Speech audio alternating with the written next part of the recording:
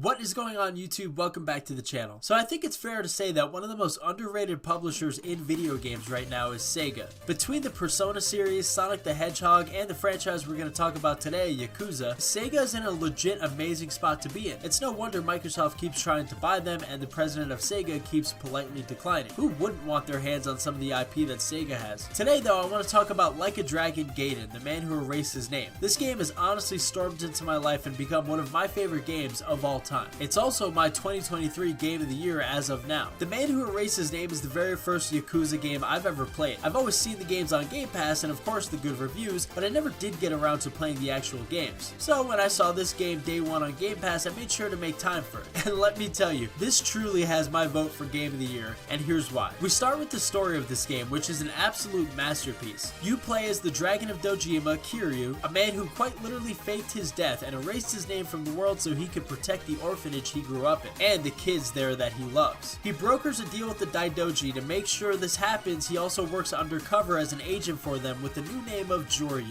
What I love most about this story is the countless important characters and the way they introduce all of them. Each character in this game has a major role in what happens. Take for example Hanawa, the handler of Kiryu. He was one of my favorites since he has a ton of screen time and, without spoiling anything, has a big part in the story. He also lends a hand to the character development of Kiryu. The vast amount of characters in this game really lends a hand to the world building as well.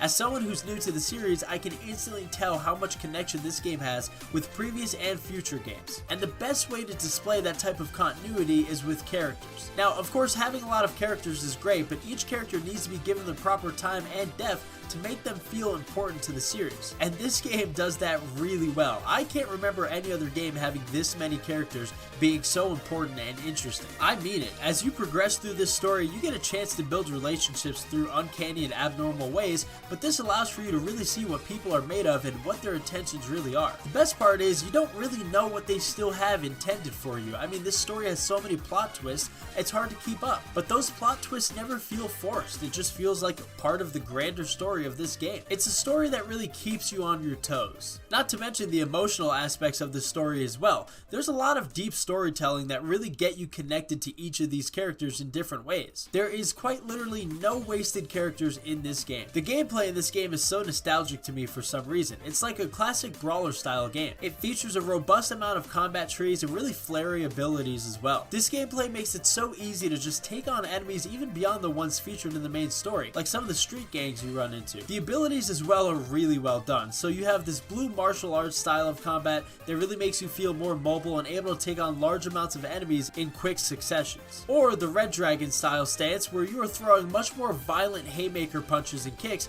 with really good combat chains as well for counters and special knockouts. You can also earn money through various ways like tasks, side quests, NPCs, and just defeating enemies. All this money goes toward upgrading your character. You'll unlock multiple different combos, different parts of the skill tree. It really feels like the developer spent a lot of time on this to make it feel as replayable as possible. They even feature an in-game tournament style cage match where you can take part as a solo or a group of NPCs that you can recruit for gang style brawls. And there's plenty of weapons to choose from. You can beat enemies and pick up their swords, guns, and other weapons, or go around the map and exploring things like lamps, chairs, and whatever else you can find. This game has no shortage on things you can use to actually beat people up. Speaking of exploration, the city in this game is a really big feature. So at first I thought this was going to be a very small map with more linear style gameplay, but thankfully I was wrong. It's actually a semi-open world game where once you get past the prologue, you're free to explore and do what you want in this district. You can travel to other areas via cabs and taxis, and you can also travel to the castle where you can do those tournaments I mentioned before. The world itself also features many areas and shops to buy clothes, foods, meet different NPCs, side quests. I mean, this is really jam-packed. It's a living, breathing world.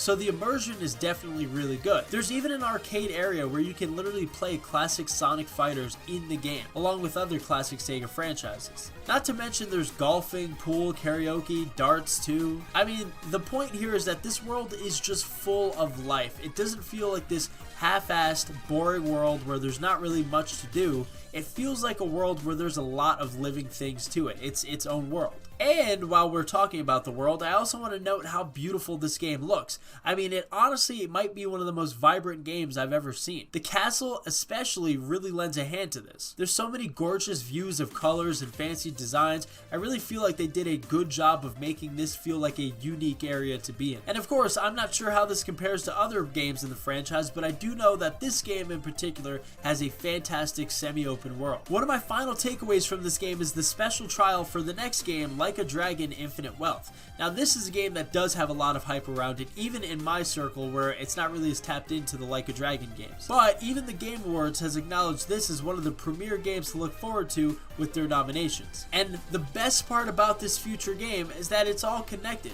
I talked about continuity before, but this game leads directly into Like a Dragon Infinite Wealth, both narrative-wise and literally, because they have a special trial where you can play the first 20 minutes of Infinite Wealth. Now, I can't lie, I definitely did play Infinite Wealth a little bit, just a little bit, because I didn't want to spoil myself, and then I ended up stopped playing it because I'd rather wait till the full game comes out. But this is such a rich part of the game. I love that everything that happens in this game is directly involved with what happens in the next game. It really gives you the full experience so that people who do play Infinite Wealth are rewarded for their time in investing in the man who erased his name. Like I said, I've never played a Yakuza game before. This was my first one, but I am prepared to dive into the series now with so many of the games being on Game Pass. The Man Who Erased His Name to me has so many things I love about it. And to highlight this, let me tell you what happened at the end of the game without spoilers. I legit cried. Like, legitimately cried.